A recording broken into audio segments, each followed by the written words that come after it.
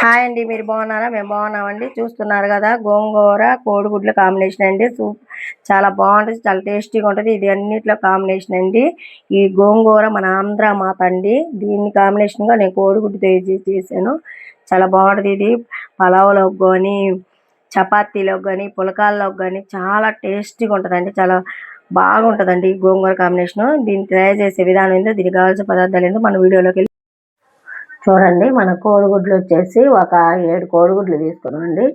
7 కోడిగుడ్లు ఉడకబెట్టుకోవాలండి బాగా. నేను ఉడకబెట్టే బౌల్ ఉంది కాబట్టి కరెంటు కుక్కర్ ఉందండి నాది. కరెంటు కుక్కర్లో నేను ఉడకబెట్టుకున్నాను. మీరు గ్యాస్ మీద పెట్టుకోవాలంటే 2 గ్లాసులు వాటర్ పోసుకొని కొంచెం ఉప్పు వేసుకొని ఉడకబెట్టుకోవాలండి. నేను మాత్రం కోడిగుడ్లు ఉడకబెట్టేది ఉంది కాబట్టి దాంట్లో ఉడకబెడుతున్నాను.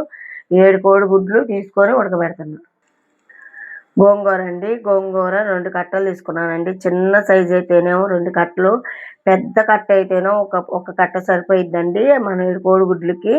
ఈ గోంగూర శుభ్రంగా కడుక్కొని వడపోసుకోవాలండి. ఒక పుట్టకి మనకు ఉసుక ఉంటుందండి. ఉసుక లేకుండా శుభ్రంగా మరిన్ని ఎక్కువ వాటర్ పోసుకొని శుభ్రంగా కడుక్కోవాలి. ఇదిగోండి కడుక్కొని ఇట్లా వడపోసానండి. ఈ గోంగూరని ఇప్పుడు మనం ఒక బాండీ పెట్టుకొని ఆ బాండీలో 1 గంట ఆయిల్ పోసుకోవాలండి. 1 గంట ఆయిల్ పోసుకొని గోంగూర అంతా దాంట్లోకి వేయాలి. ఈ గోంగూర ఉడికే లోపల 4-5 పచ్చిమిరకాయలు వేయించి మెత్తగా ఉడకనివ్వాలండి. గోంగూర మొత్తం మెత్తగా ఉడకనివ్వాలి. ఈ ఆయిల్లోనే మెత్తగా ఉడకబెట్టుకోవాలి. చిన్నెల్లిపాయలు చిన్న గడ్డ ఒక సైజు వేసుకోవాలండి. ఇవ్వండి గోంగూర మొత్తం ఇలా మెత్తగా ఉడికిపోవాలండి. ఇంకా 1 నిమిషం ఉంటే గోంగూర కూడా కొంచెం ఉంది, ఉడికిపోయింది.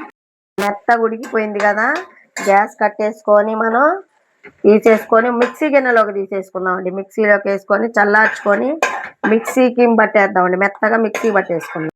బండిలో 2 గంటలు ఆయిల్ పోసుకొని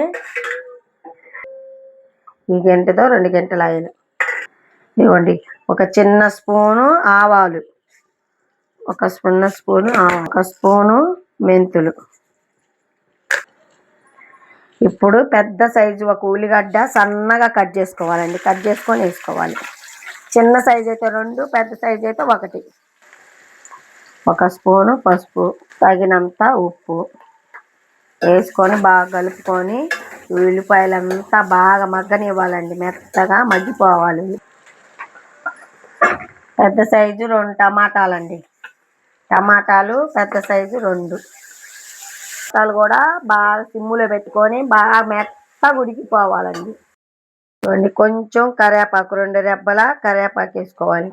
కరివేపాకు కూడా వేసుకొని బాగా కలుపుకోవాలి.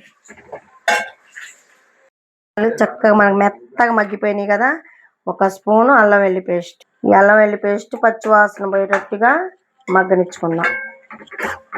అల్లం వెల్లి పేస్ట్ కూడా మనకు పచ్చివాసన పోయింది కదా. ఇప్పుడు 1 స్పూను ధనియాల పొడి, 1/2 స్పూను జీలకర్ర పొడి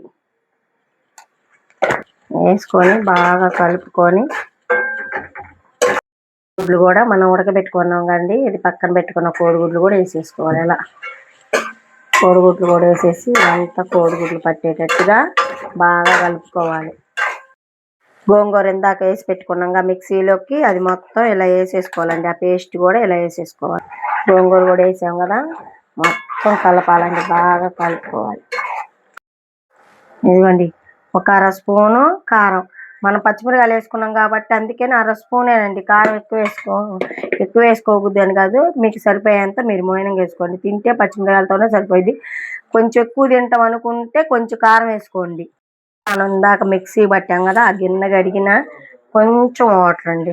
ఎందుకంటే 1 అర గ్లాసు వాటర్ పోసుకోండి. కొంచెం పల్లసాగా ఉంటుంది, బాగుంటుందండి. అన్నంలో కలిసిద్ది కదా, అన్నంలో కలవటానికి కొంచెం వాటర్ పోసుకొని 10 నిమిషాల పాటు అట్లా మగ్గించుకుందాం. మూత పెట్టి ఉప్పు సరిపోయిందో చూసుకొని, ఉప్పు సరిపోతే పర్ఫెక్ట్ కుదిరినట్టు, ఉప్పు సరిపోతే కొంచెం వేసుకుంటే సూపర్గా ఉంటుందండి.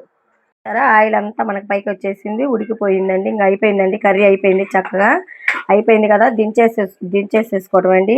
ఈ కర్రీని మీరు ప్రిపేర్ చేయండి, చాలా బాగా వచ్చింది. వస్తే కామెంట్ పెట్టండి, కామెంట్ రూపంలో కామెంట్ పెట్టండి. అట్లాగే మా ఛానల్ సబ్స్క్రైబ్ చేసుకోండి, లైక్ ఇవ్వండి, షేర్ చేయండి, పక్కన బెల్ కొట్టండి. Bye friends.